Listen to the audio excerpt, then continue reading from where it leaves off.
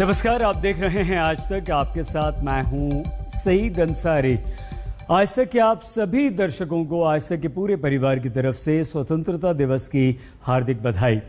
आज हमारा देश स्वतंत्रता की 75वीं वर्षगांठ मना रहा है। जन जन में देशभक्ति का जोश और जज्बा हिलोरे मार रहा है। आपकी देशभक्ति और अपने देश के प्रति आपकी सुंदर भावना को हम सलाम करते हैं।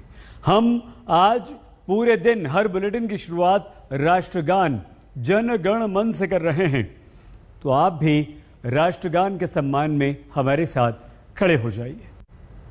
जय हिंद। और आइए अब देखते हैं अफगानिस्तान की हार, अब तालिबानी सरकार। बड़ी खबर इस वक्त की यही है कि अफगानिस्तान में तालिबान का कब्जा हो गया है। मौजूदा राष्ट्रपति देश छोड़कर भाग चुके हैं, लेकिन उसके बाद ये खबर आ रही है, और वो खबर ये है कि अभी भी अफगानिस्तान में संघर्ष टला नहीं है। अफगानिस्तान के उपराष्ट्रपति सालेह का बयान आया है और उन्होंने ये कहा है कि अभी हमारी हार नहीं हुई है, किसी भी कीमत पर हम हार नहीं मानेंगे। तो ये उपराष्ट्रपति सालेह ने कहा है कि हम हार नहीं मानेंगे, तालिबान के सामने किसी कीमत पर हम नहीं झुकेंगे, तालिबान से नहीं डरेंगे। लेकिन तालिबान ने राष्ट्रपति भवन पर भी कब्जा कर लिया है। तालिबान काबुल में भी घुस चुका है। तालिबान का लगभग 90% अफगानिस्तान पर कब्जा हो चुका है। लेकिन आज तक से बोले हैं तालिबान के प्रवक्ता। एक और बड़ी खबर इस वक्त आ रही है, और तालिबानी प्रवक्ता ने ये कहा है, जिनका नाम है ज़बीउल्लाह, अफगानिस्तान में हम शांति चाहते हैं। ये बात अब तालिबान की तरफ से आ रही है। किसी को डरने और देश छोड़ने की कोई ज़रूरत नहीं है। अफगानिस्तान में हम शांति चाहते हैं, तालिबान के प्रवक्ता ने ये बात कही है। और भारत के साथ अच्छे संबंध चाहते हैं। भारत के साथ भी अच्छे संबंध चाहता है तालिबान। शरिया के अनुसार लड़कियां पढ़ भी सकती हैं, ये तालिबान के प्रवक्ता के अनुसार। एक और खबर अब आई है, आज तक से बातचीत में तालिबान के प्रवक्ता ज़बीउल्लाह ने ये तमाम बातें कही हैं। उन्होंने कहा कि हम शांति चाहते हैं और तालिबान के लोगों को डरने की ज़रूरत नहीं है। तालिबान के लोग देश छोड़कर ना जाएं, उन्हें कोई नुकसान नहीं पहुंचाया जाएगा। शरिया के अनुसार लड़कियां पढ़ भी सकती हैं। पढ़ाई लिखाई की इजाज़त की बात भी तालिबान यहाँ पर कर रहा है, क्योंकि जो सबसे बड़ा खतरा था वो महिलाओं पर, लड़कियों पर ही था। लेकिन भारत के साथ अच्छे संबंध चाहने की बात भी तालिबान की तरफ से यहाँ पर सामने आई है। तालिबान ने ये बयान ज़रूर दिया है, लेकिन इससे पहले अफगानिस्तान के राष्ट्रपति गनी देश छोड़कर जा चुके हैं और वो तजाकिस्तान में शरण ले चुके हैं। उपराष्ट्रपति ने कहा कि हम हार नहीं मानेंगे। सत्ता हस्तांतरण की बात चल रही थी और काबुल की सीमा पर पहुंचकर तालिबान ने यह कहा था कि हम काबुल में प्रवेश नहीं करेंगे, सत्ता हस्तांतरण के लिए बात करेंगे। बात चल रही थी, जलाली का नाम सामने आया। अफगानिस्तान की तरफ से कोई ऐसा नहीं था जो बातचीत को आगे बढ़ा सके, क्योंकि राष्ट्रपति गनी खुद देश छोड़कर भाग चुके हैं। पिछले महीने की 8 तारीख को अमेरिकी राष्ट्रपति जो बाइडेन से जब यह पूछा गया था कि क्या अफगानिस्तान पर तालिबान जल्द कब्जा कर सकता है, तो उस सवाल पर अमेरिका के राष्ट्रपति जो बाइडेन का जवाब था नहीं। लेकिन तालिबान ने अमेरिकी राष्ट्रपति को गलत सिद्ध करके अफगानिस्तान पर कब्जा कर लिया है। अफगानिस्तान वो देश जिसकी सेना को दुनिया के सबसे शक्तिशाली देश अमेरिका ने ट्रेनिंग दी। खतरनाक और आधुनिक हथियार दिए, फिर भी वो अफगान सेना काबुल में आतंक के खौफ को लौटने से रोक न सकी। सवाल ये है कि संख्या में ज्यादा होने के बावजूद अफगान सेना ने तालिबान के आगे घुटने क्यों टेक दिए। आज काबुल में हर तरफ अफरा तफरी है, तालिबान की क्रूरता का खौफ है, हर कोई अपने ही मुल्क को छोड़ने के लिए बेताब है। लेकिन कुछ दिन पहले तक यही लोग तालिबान को ललकार रहे थे।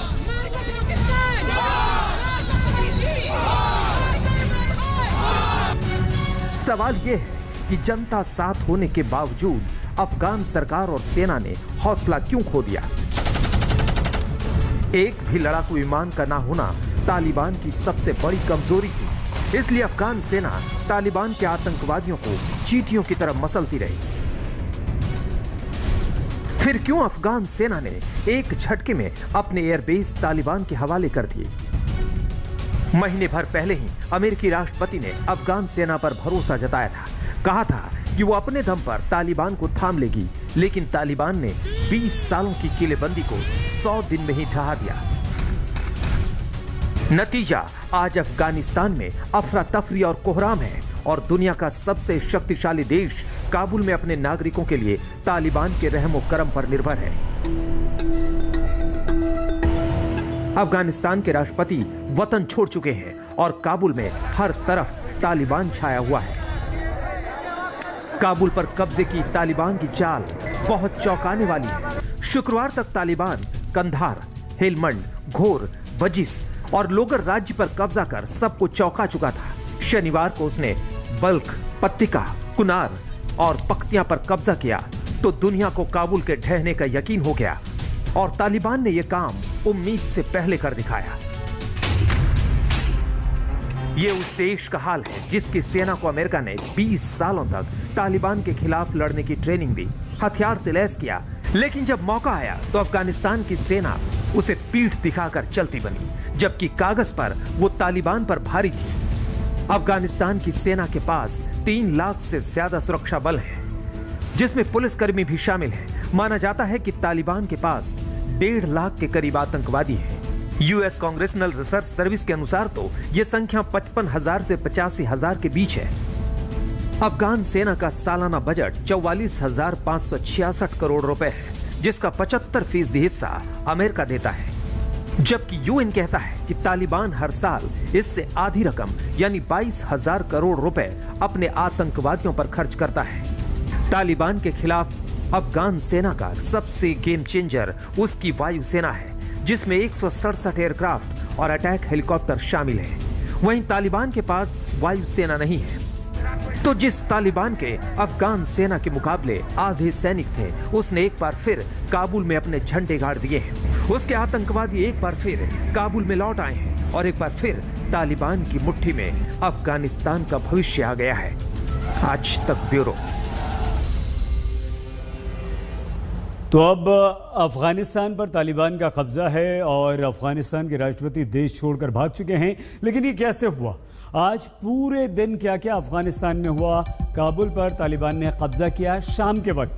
शाम को तालिबानी जो थे काबुल के बाहर थे लेकिन आ गए। राष्ट्रपति अशरफ गनी ने देश छोड़ दिया, ताजिकिस्तान पहुंच चुके हैं। काबुल पर पूरी तरह से तालिबान ने अपना कब्जा कर लिया और राष्ट्रपति भवन पर भी उन्होंने कब्जा कर लिया है। और यह कब्जा तब हुआ जब राष्ट्रपति अशरफ गनी ने अपना देश छोड़ दिया और वो ताजिकिस्तान चले गए। राष्ट्रपति भवन पर तालिबान ने कब्जे का दावा किया, लेकिन उपराष्ट्रपति ने भी कहा कि हम लड़ाई लड़ेंगे, हार नहीं मानेंगे। तालिबान ने जारी किया है अपना आदेश और आदेश में यह कहा है कि शरिया के अनुसार हम कानून चलाएंगे।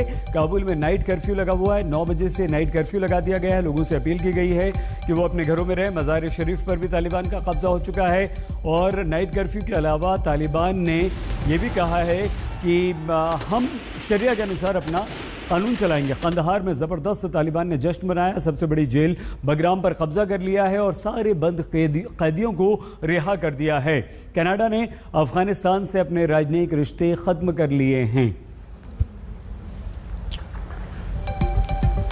और एक और बड़ी खबर ये रही कि 129 लोगों को लेकर एक विमान काबुल से भारत लौट आया है और ये सभी के सभी 129 लोग जो सुरक्षित हमारे साथ यहाँ भारत पहुँच चुके हैं, दिल्ली में उतर चुके हैं।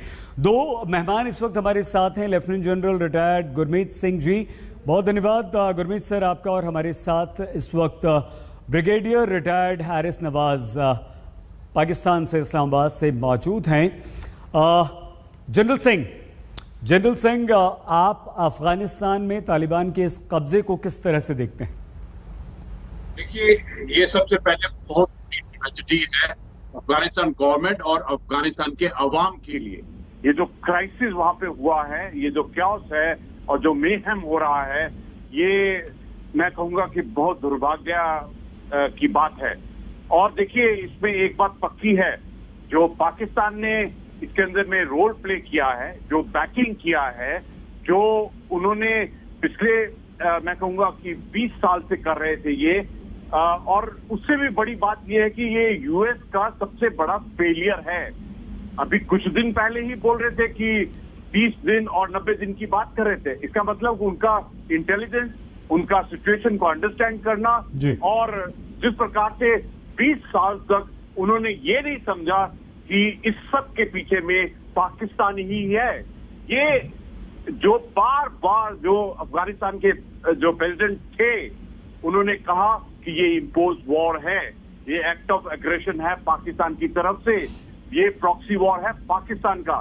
लेकिन पाकिस्तान ने क्या किया, तालिबान और उसके साथ में जो फॉरेन टेररिस्ट को वहां पर मिलाकर 10,000 फॉरेन टेररिस्ट और पाकिस्तान से जो पिछले 1 महीने के अंदर में 20,000 टेररिस्ट भेजे, और उसके अलावा जो चाइना के साथ में गठबंधन को, जो चाइना, पाकिस्तान और तालिबान को मिलाया है, ये जो बैलेंस खराब हुआ है। और दूसरी तरफ में जो अफगानिस्तान की सरकार और Afghanistan national defence security force वो एकदम अकेली पड़ गई।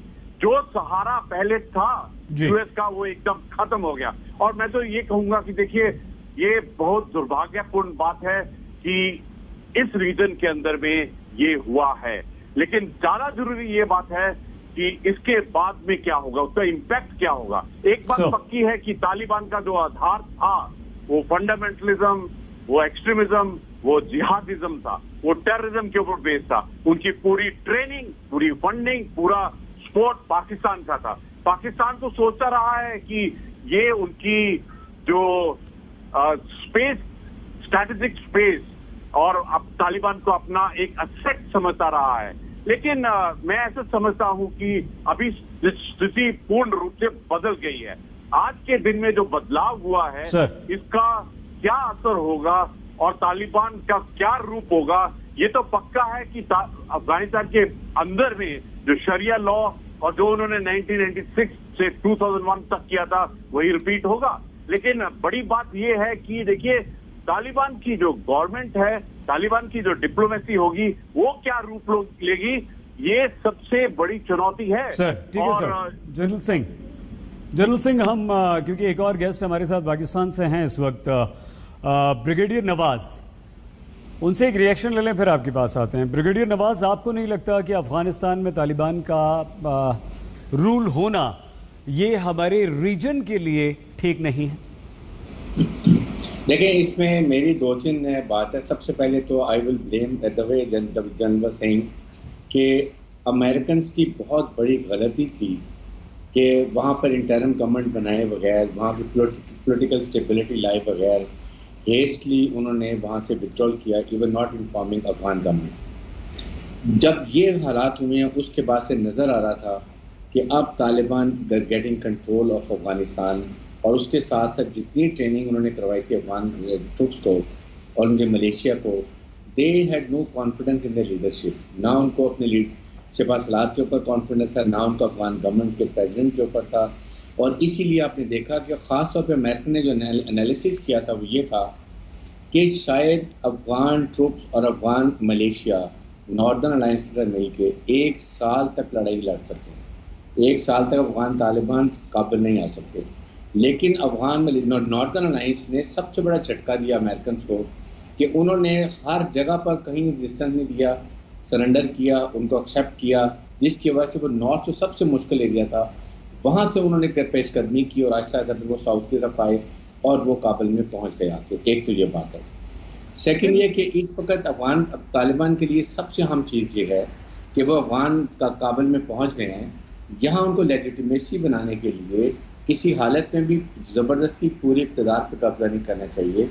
नहीं, वो तो ठीक है ब्रिगेडियर नवाज, लेकिन हमारा आपसे सवाल ये था ब्रिगेडियर नवाज कि क्या अफगानिस्तान में अब तालिबान आ गया है, वो रूल कर रहा है, करेगा भी आगे, तो ये हमारे रीजन के, पूरे रीजन के लिए ये ख़तरनाक बात नहीं है? देखिए, मैं तो यही बात करने लगा था कि क्योंकि देखिए Afghan government was not having a mandate of people of Afghanistan.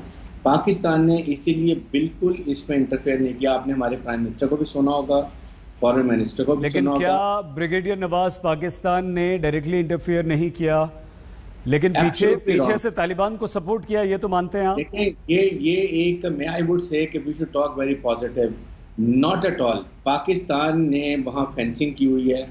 Pakistan ने बिल्कुल अफगान तालिबान को सपोर्ट इसलिए नहीं किया कि उनको पाकिस्तान की ज़रूरत भी नहीं थी, और पाकिस्तान ने पहले ही कहा था कि हम बिल्कुल इंटरफेयर नहीं करेंगे, जो अफगान वहाँ के अवाम और जो तालिबान मिलके जो भी हुकूमत बनाएगा हम उसको एक्सेप्ट करेंगे। आप तालिबान को क्रिटिसाइज करते हैं ब्रिगेडियर नवाज?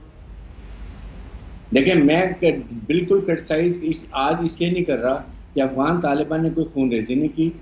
इसका मतलब ये नहीं हुआ कि अगर आप तालिबान को क्रिटिसाइज नहीं कर रहे हैं ब्रिगेडियर नवाज, इसका मतलब ये नहीं हुआ कि आपका सपोर्ट सीधे सीधे तालिबान को है? देखिए, वी आर सपोर्टिंग अब के वहाँ पीस हो। अभी जिस तरीके से अफगान तालिबान वहाँ पर आए हैं और उन्होंने वहाँ पर किसी को मारा पीटा नहीं है, कोई ज़बरदस्ती कब्जा नहीं किया है, अफगान अवाम ने उनको वेलकम किया। मैं इसलिए कॉन्टेस्ट में कह रहा हूँ एज ए कंट्री की बात कर रहे हैं। क्या पाकिस्तान तालिबान को क्रिटिसाइज करता है? क्या पाकिस्तान ये कहेगा आज कि तालिबान ने गलत किया है, एक गवर्नमेंट को गिराया है, प्रेसिडेंट को देश छोड़ने पर मजबूर किया है? नहीं, देखें, मैं बिल्कुल ये नहीं कहूँगा, इसलिए कि उन्होंने गलत इसलिए नहीं किया कि अफगान गवर्नमेंट ने गलत बिहेव किया है।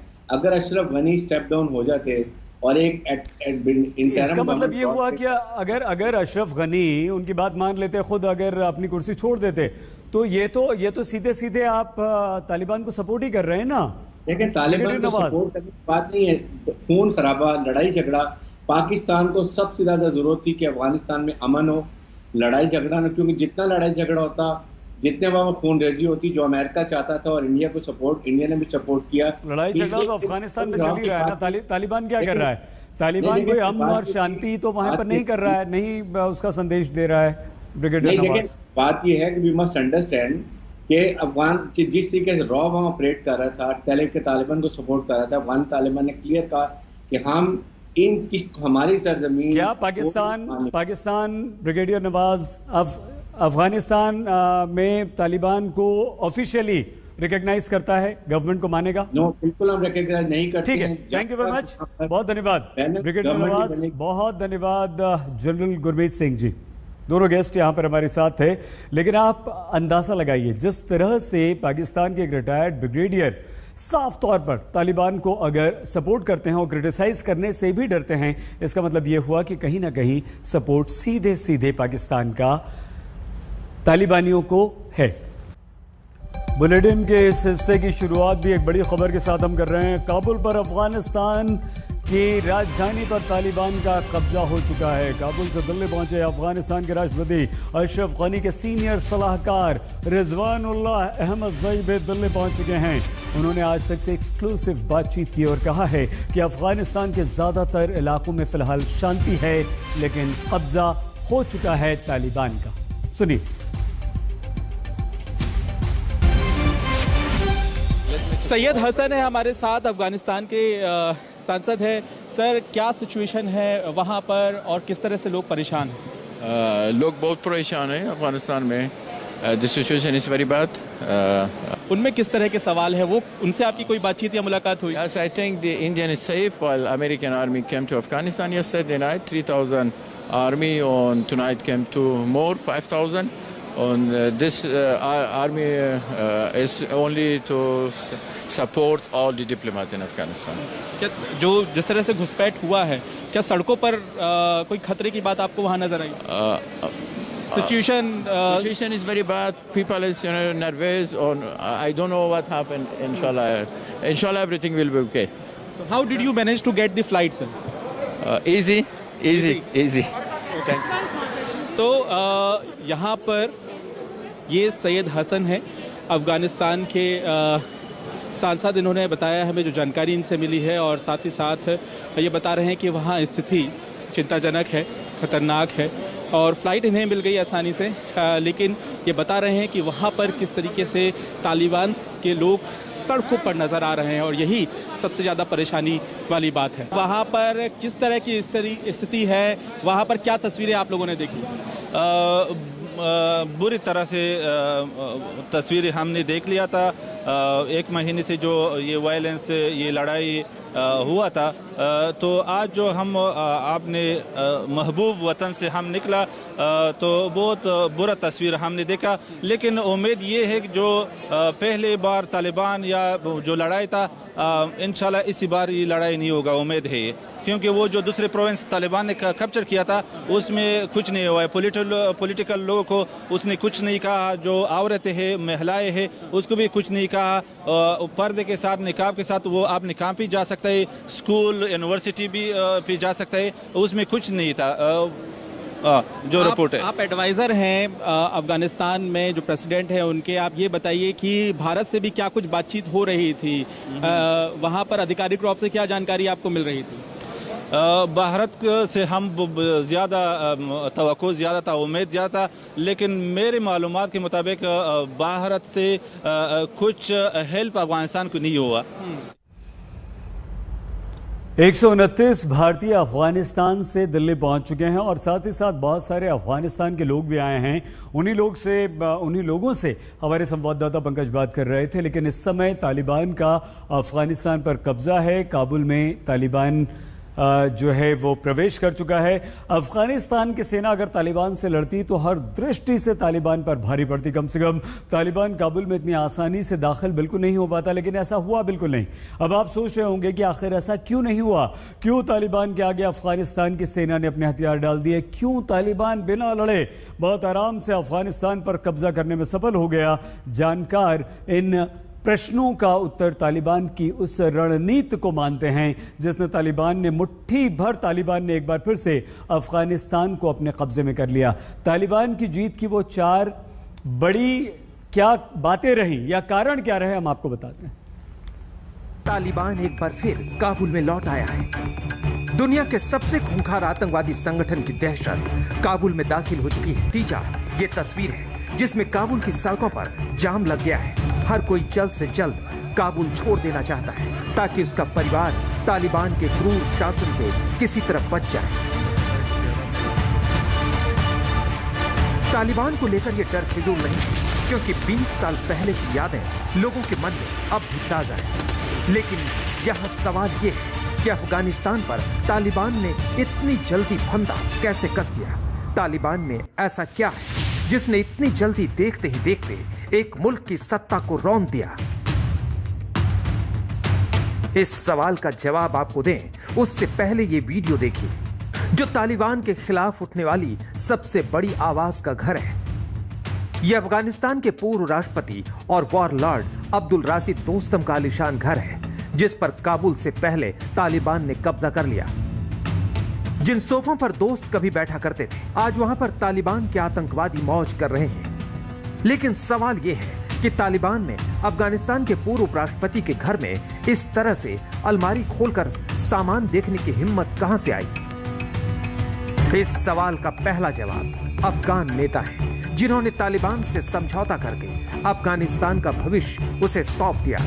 अफगानिस्तान के दूसरे सबसे बड़े शहर कंधार में तालिबान ने वहां स्थानीय राजनेताओं को इस बात के लिए राजी कर लिया कि वो अपने इलाके के सैनिकों को लड़ाई ना करने के लिए कहें। इस बात की तस्दीक कंधार प्रांत के गवर्नर रुहुल्ला खानजादा ने भी की, जिनके मुताबिक राजनेताओं ने सैनिकों से लड़ाई ना करने का आग्रह किया और कंधार शहर बिना लड़ाई के ही तालिबान के नियंत्रण में चला गया।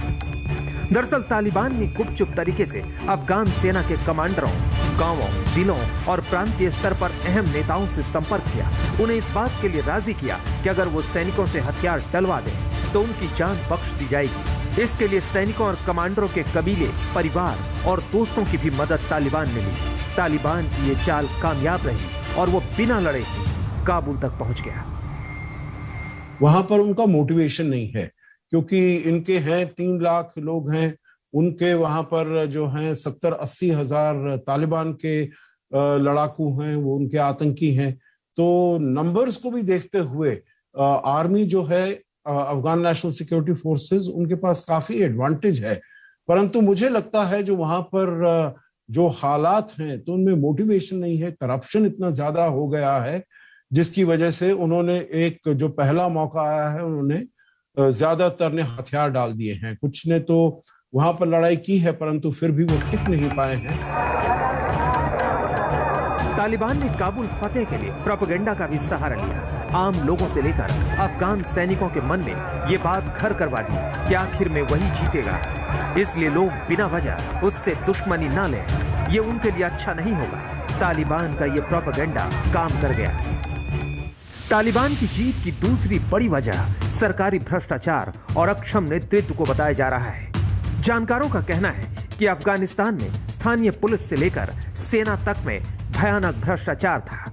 यहां तक कि सरकार समर्थक मिलिशिया बलों की भर्ती को अफगान अफसरों ने कमाई का जरिया बना लिया। राष्ट्रीय सुरक्षा निदेशालय के पूर्व प्रमुख रहमतुल्लाह नबील के मुताबिक सरकार के भीतर कुछ हलकों ने वेतन को जेब में रखने के लिए घोस्ट यानी जिनका अस्तित्व ही नहीं है ऐसे मिलिशिया समूह बनाए हैं। सरकार की तरफ से 1000 स्थानीय मिलिशिया के लिए पैसे भेजे जाते और भ्रष्टाचारी केवल 200 को ही काम पर रखकर बाकी पैसे को गटक जाते। अफसर और नेताओं के गठजोड़ ने अफगान पुलिस का भी हौसला तोड़ दिया और उसे महीनों तक तनख्वाह के लिए भटकाया। यही नहीं, जो अफगान सेना तालिबान से लड़ रही थी उसे खाने पीने हथियार तक के लिए मोहताज कर दिया। भ्रष्टाचारियों ने सेना के हथियारों और जरूरी सामान की कालाबाजारी शुरू कर दी और ये आधुनिक हथियार तालिबान तक पहुंच गए। अफगान सैनिक किस कदर हथियारों की कमी से जूझ रहे थे, इस बात का खुलासा आज तक की टीम को कंधार में एक अफगान सैनिक ने बताई थी।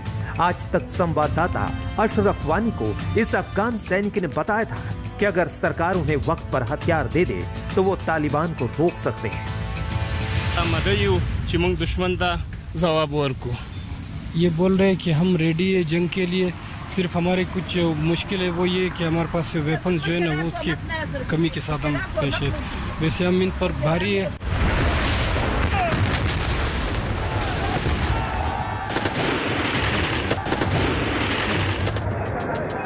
अफगान के नेता और सरकार के पास तालिबान को रोकने के लिए पूरा वक्त था। तालिबान 20 सालों तक काबुल से बाहर था।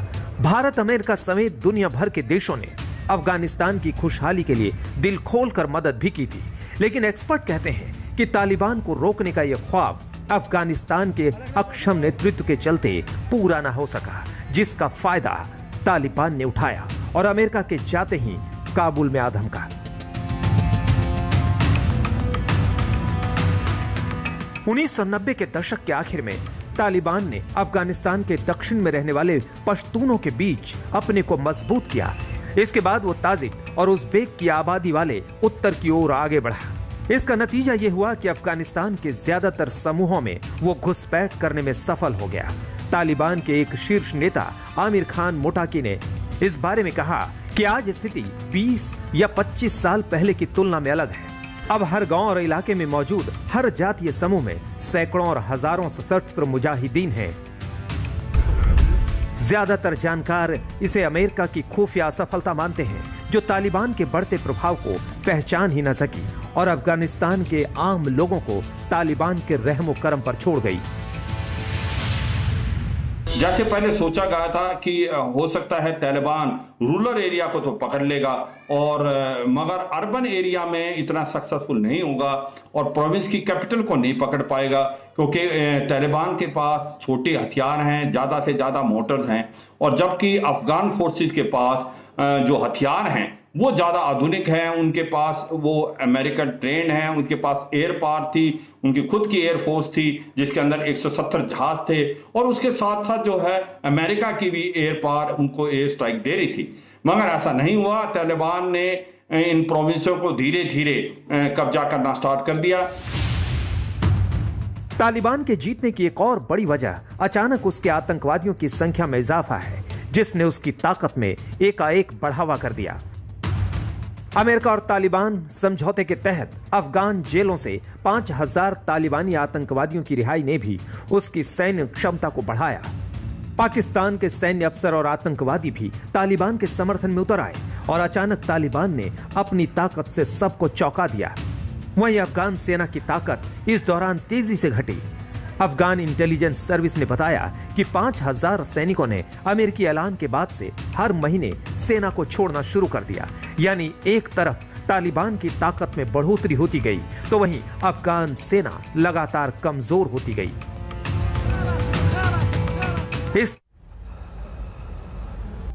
अफगानिस्तान पर तालिबान ने कब्जा कर लिया है और अफगानिस्तान के रक्षा मंत्री ये कह रहे हैं कि भले ही तालिबान ने पूरे अफगानिस्तान पर कब्जा कर लिया हो, लेकिन किसी को घबराने की जरूरत नहीं। लेकिन क्या ऐसा है?